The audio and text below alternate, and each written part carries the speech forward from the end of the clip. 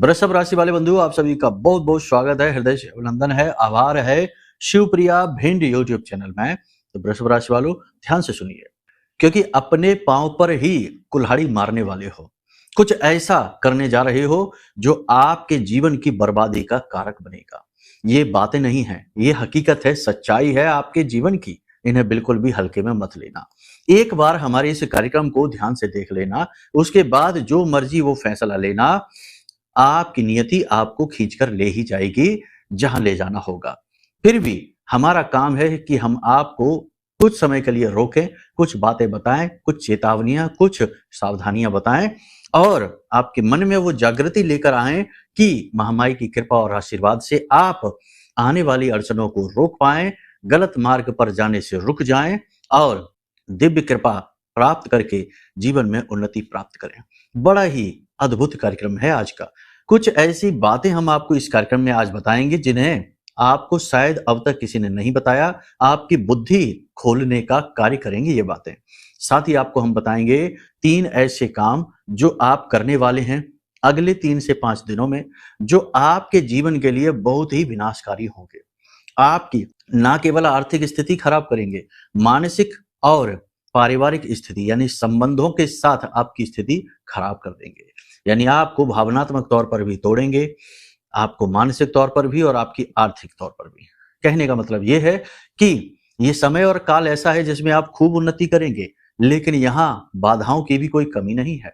इन बाधाओं को यदि आप लांघ कर बाहर निकलेंगे तो फिर आपकी उन्नति तय है। बदलाव का समय है, महत्वपूर्ण समय है, लेकिन इसी के साथ साथ आपको बड़ा झटका भी लग सकता है। बात वही है कि आप गलत फैसले लेकर फंस सकते हैं।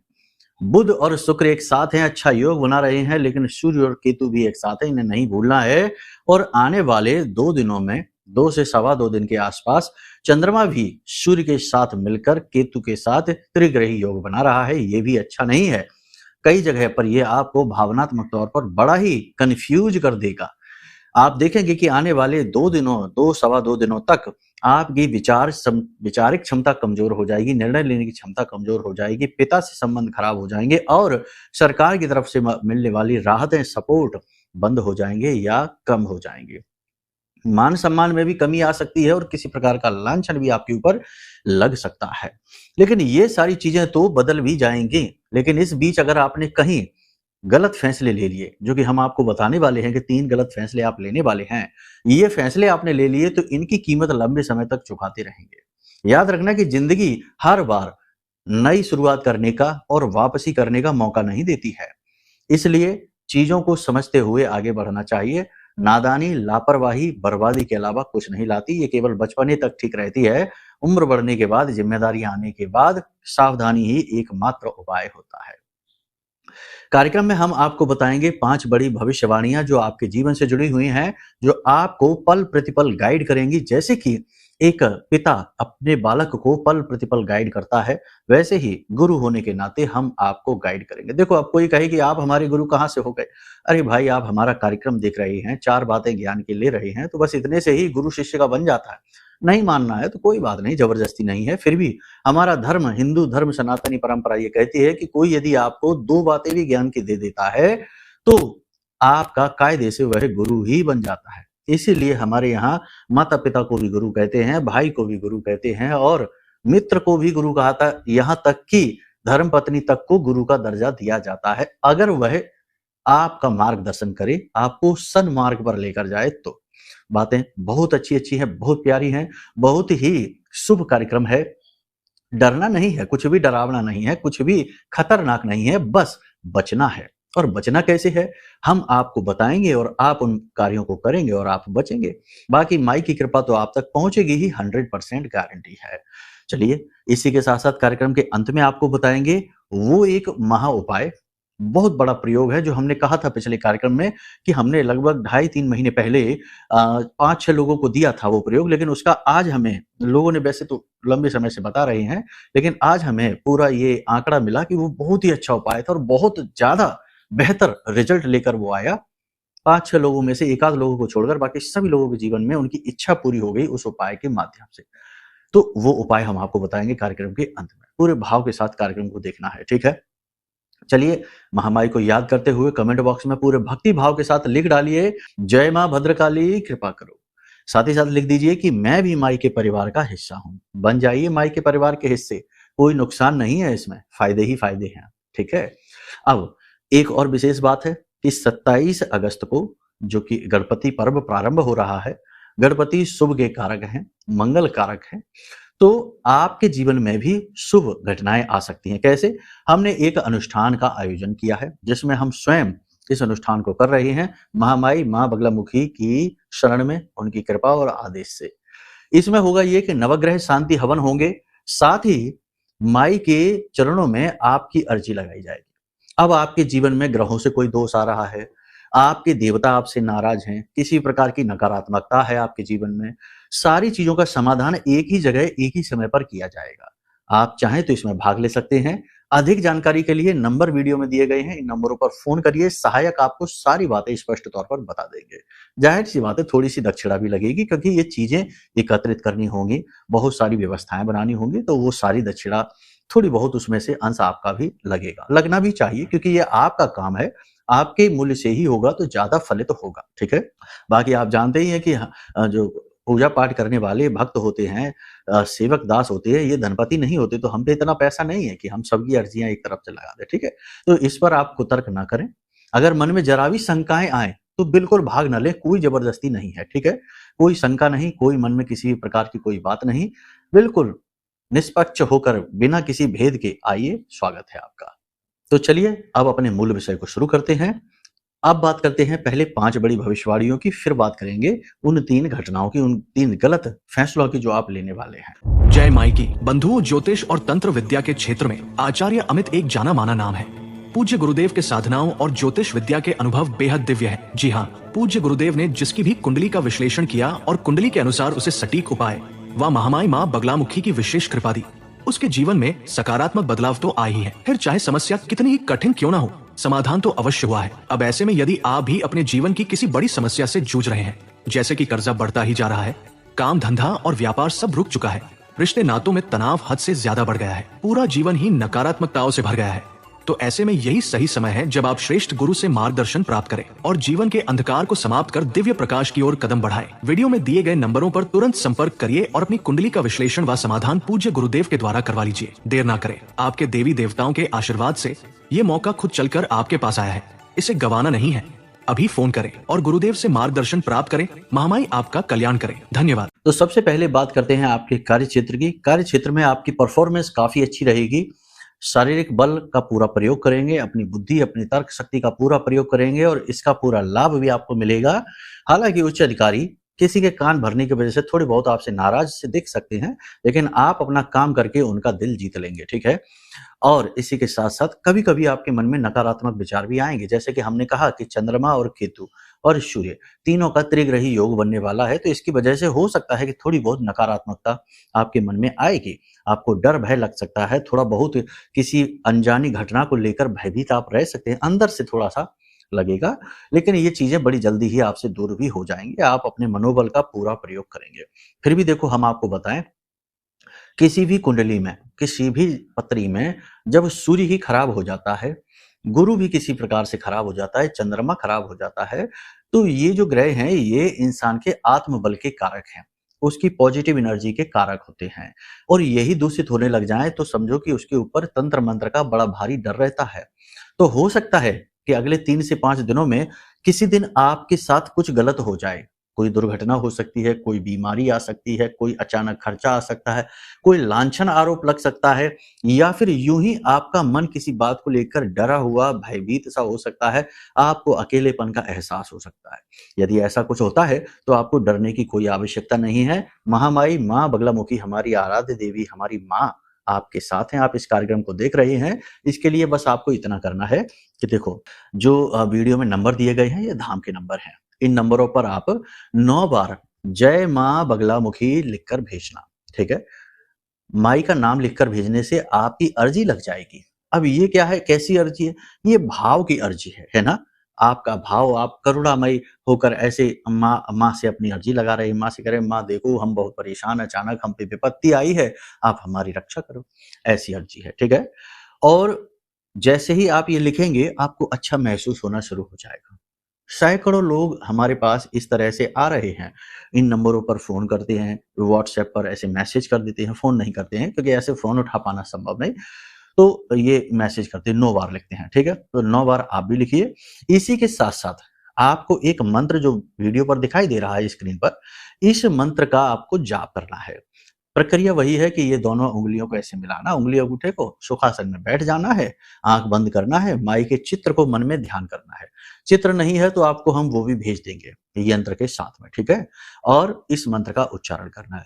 ओम ह्लीं ऐं श्रीं क्लीं श्रीवगलानने मम रिपूर्णनाशय नाशय ममेश्वर्याणि देहि देहि शीघ्रं मनवांछितं कार्य साधय साधय ह्लीं स्वाहा। इस मंत्र का उच्चारण करिए, ह्लीं बोलेंगे, ठीक है ना?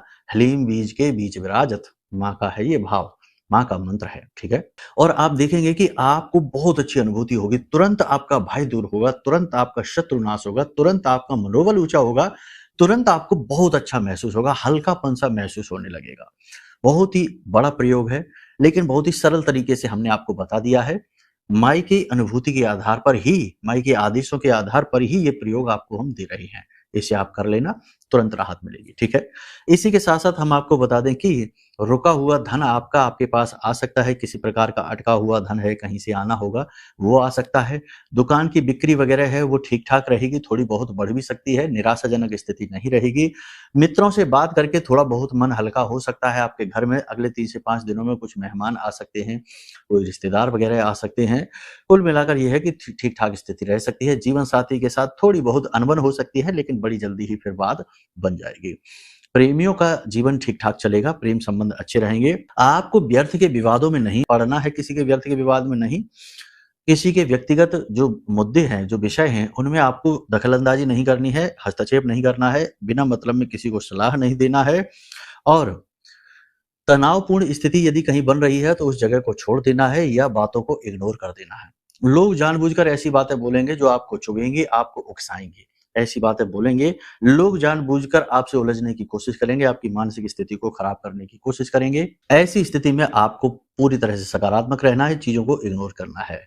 साथ ही साथ अपनी चीज़ों के प्रति अवेयर भी रहना है। अगले 3 से 5 दिनों में आपका मोबाइल खो सकता है, कोई कीमती सामान खो सकता है या टूट-फूट हो सकती है, चोरी हो सकता है, मशीनरी खराब हो सकती है जिसमें आपका खर्चा बढ़ेगा।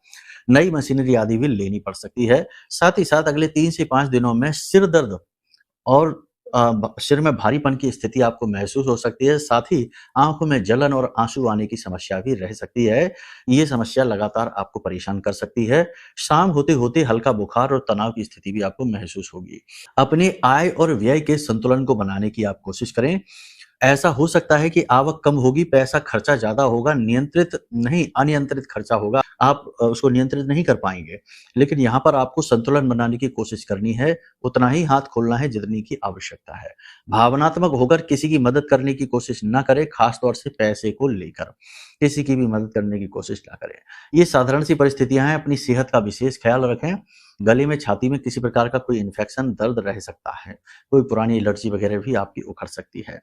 भूख-प्यास थोड़ी-सी कम हो जाएगी, हो जाने दो, कोई बात नहीं है, लेकिन थोड़ा ही सही, लेकिन खाना खाते रहना और पानी अधिक पीना, ठीक है?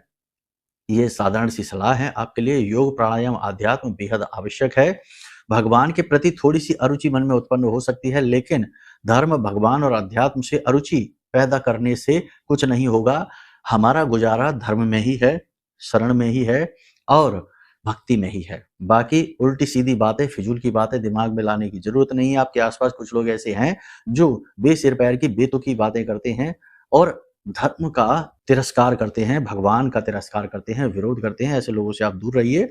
ये लोग आपके अंदर भी इन्फेक्शन डाल देंगे, आपको भी खराब कर देंगे। ये तो थी साधारण सी सलाह जो हमने आपको दे दी है। अब यदि आप अपने बारे में विशेष तौर पर जानना चाहते हैं, क्योंकि ये तो देखो एक ही राशि के लाखों करोड़ों लोग होते हैं, सबके जीवन की परिस्थितियाँ अलग-अलग होती हैं, तो आपके जीवन में क्या चल रहा है, आपके दुख-सुख का क्या कारण है, कौन-सी योग युतियाँ हैं, कौन से दोष हैं कुंडली के, ये सब जानने के लिए आप अपनी कुंडली का विशेष तौर पर आकलन करा लीजिए। नंबर वीडियो में है, इन नंबरों पर फ़ोन करिए, आपकी कुंडली का हम आकलन करके दे देंगे। दोष योग युतियों के अनुसार आपको उपाय दे देंगे। जैसे ही आप उन उपायों को करना शुरू करेंगे, तुरंत आपको लाभ मिलने शुरू हो जाएँगे। ये बिल्कुल वैसा ही है जैसे कि किसी को अगर बुखार आ रहा है तो वो साधारण तौर पर दवाई लेकर और खाता जा रहा है, बुखार तो ठीक होगा थोड़ा बहुत लेकिन फिर वापस आएगा क्योंकि मूल कारण पता नहीं चला। लेकिन जब आप किसी डॉक्टर के पास जाएँगे तो डॉक्टर यही कहेंगे कि जाओ पहले चेकअप कराओ, अपनी रिपोर्ट लेकर आओ। रिपोर्ट में क्या बीमारी है उसी के अनुसार आपको दवाई दी जाएगी। तो वही हम आपसे कहने की कोशिश कर रहे हैं कि जो बातें हम आपको बता रहे हैं, वो साधारण सी भविष्यवाणियाँ ग्रहों के आधार पर हैं, लेकिन विशेष तौर पर अपने बारे में यदि आपको जानना है तो इसके लिए आप अपनी कुंडली का आकलन कराइए। उसी के अनुसार आपको सटीक चीज़ें पता चलेंगी। ठीक है? यहाँ तक आपने समझ लिया। अब बात करते हैं 3 चीज़ों की जो आप खुद अपने पाँव पर कुल्हाड़ी मारने वाले हैं, ऐसी स्थिति बनाएँगी। पहली बात ये, ओवर थिंकिंग करके यानी कि किसी एक विषय के बारे में, किसी बात को लेकर ज़रूरत से ज़्यादा थिंकिंग आप करेंगे, ज़रूरत से ज़्यादा सोचेंगे, चंद्रमा खराब होने वाला है। इस वजह से होगा ये कि विचारों की अधिकता की वजह से कन्फ्यूजन पैदा होगा और अनिर्णय की स्थिति उत्पन्न होगी और आपको समझ में ही नहीं आएगा कि आप क्या करें या क्या ना करें। तो ज़रूरत से ज़्यादा सोचने की वजह से आप बीमार हो सकते हैं, सिर में तकलीफ़ें हो सकती हैं, डाइजेशन, हाजमा आपका खराब हो सकता है। साथ ही ओवर थिंकिंग करने की वजह से आपका काम पर भी बुरा प्रभाव पड़ेगा इसका।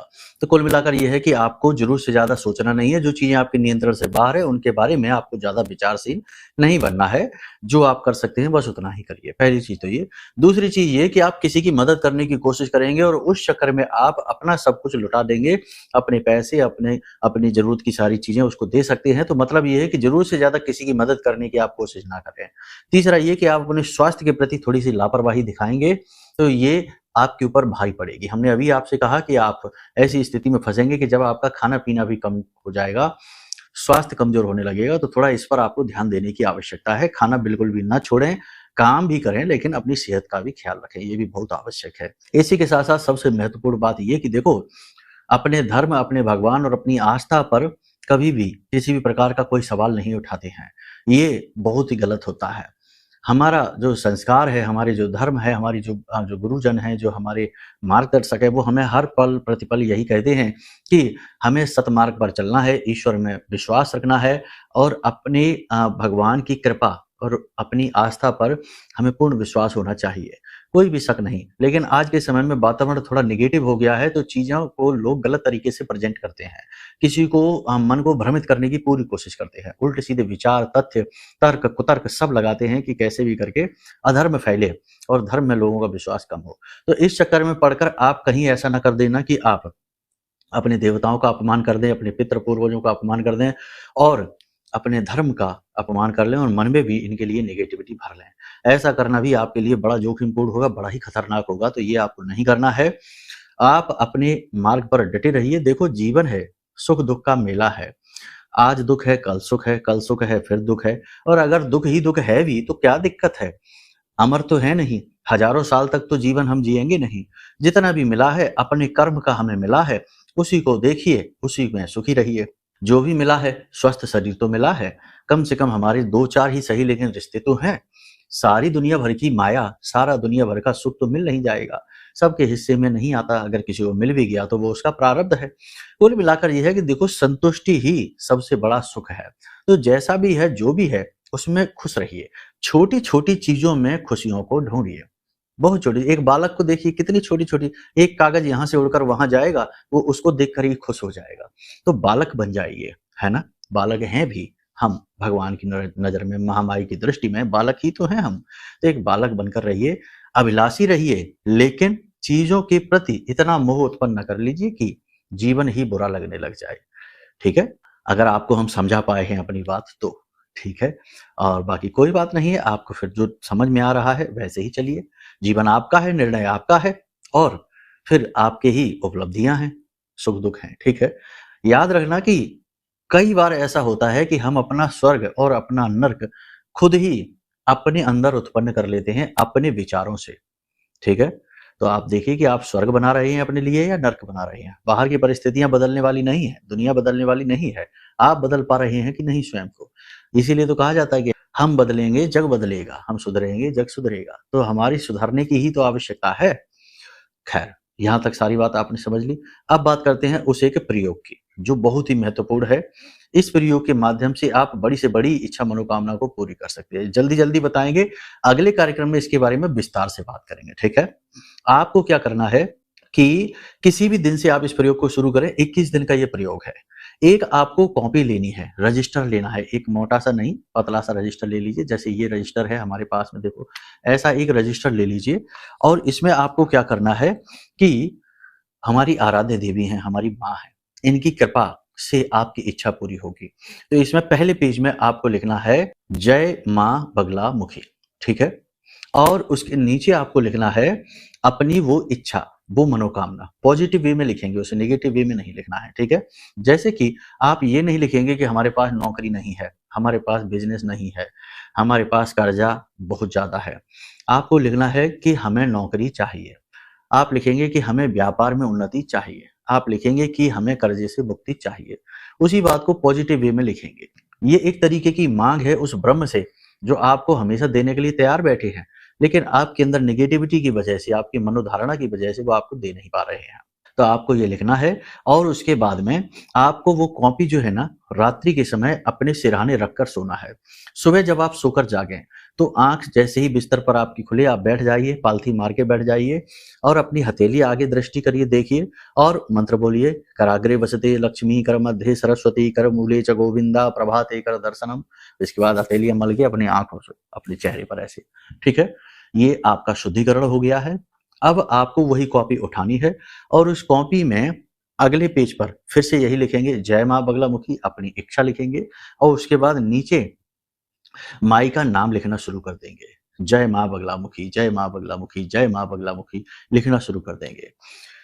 इतना लिखेंगे कि आपका ये पेज पूरा भर जाएगा और ये आप मन ही मन बोलते भी जाएंगे, उपांशु में बोलेंगे, ठीक है ना। ये नाम जप हो गया, नाम जप जो कि आप लिख भी रहे हैं, यानी आपकी सारी इंद्रियां इसमें व्यस्त हो चुकी हैं, सारी इंद्रियों को आपने इसमें समाहित कर लिया है। आपकी दृष्टि देख रही है, आपका स्पर्श लिख रहा है, आपका दिमाग सोच रहा है, आप इस चीज को महसूस करेंगे, ठीक है। आप ये लिखेंगे, इसके बाद इसे बंद करके कॉपी में जो पेन आप रखेंगे उस पेन को आप बंद नहीं करेंगे, ठीक है ना। अगर ऐसा पेन है, ऐसे ढक्कन खुलता है तो इसे ऐसे उल्टा करके, पेन हमेशा खुला ही रहेगा, पेन कभी बंद नहीं होगा। उसी पेज में इसे लगाकर बंद करके रख देंगे, ठीक है। उसके बाद आपको प्रतिदिन सुबह के समय इस क्रिया को करना है, प्रतिदिन, और कॉपी आपके सिरहाने ही रहेगी। जब तक आप इस क्रिया को कर रहे हैं तब तक आपको मन में देवी के प्रति भाव गहरा रखना है और सोचना है कि माँ आपकी इच्छा पूरी कर रही है, ठीक है। बहुत ही सरल सा प्रयोग है, इसे आप करके देखिए। इसके बारे में छोटी छोटी बातें और भी जो है वो हम अगले कार्यक्रम में आपको बताएंगे विस्तार से। इसी विषय पर कार्यक्रम आपके लिए बना रहे हैं, ठीक है। उस कार्यक्रम को आप जरूर देख लेना। बाकी अब यदि पूरी तरह से नेगेटिविटी से मुक्ति चाहिए, देवी की कृपा अपने जीवन में लाना चाहते हैं, तो ये एक छोटा सा प्रयास हमारा है, हमने रक्षा कवच बनाया है, इसे आप गौर से देख लीजिए, आपके लिए ही है। इस रक्षा कवच को आप ऑर्डर कर सकते हैं। इसमें आपकी पूरी सुरक्षा है, आपके जीवन में माई की सीधी कृपा पहुंचाने का प्रयास है। इस रक्षा कवच को ऑर्डर कर सकते हैं, नंबर वीडियो में दिए गए हैं, इन नंबरों पर फोन करके, ठीक है। बाकी महामाई आपका कल्याण करें, आपके जीवन में शुभ घटनाएं ही हो, ऐसी हम कामना करते हैं। कार्यक्रम को यहीं विराम देते हैं। पूरे भाव के साथ, प्रेम के साथ एक बार बोल दीजिए, जय माई की, जय माँ बगला मुखी। महामाई आपका कल्याण करें। धन्यवाद। हमारे प्रिय और परम पूज्य आचार्य जी ने अपनी साधनाओं के अनुभवों पर आधारित शक्तिशाली उपाय और क्रियाओं के माध्यम से हजारों लोगों के जीवन को पूरी तरह से बदला है। आचार्य जी के द्वारा बताया गया हर एक उपाय इतना सटीक और कारगर होता है कि जो भी इसे पूरे भाव के साथ कर लेता है उसे साक्षात महामाई की कृपा और आशीर्वाद प्राप्त हो जाती है। इसलिए निसंकोच इन उपायों को पूरे भाव के साथ करिए, आपका कल्याण होगा। जय माई की।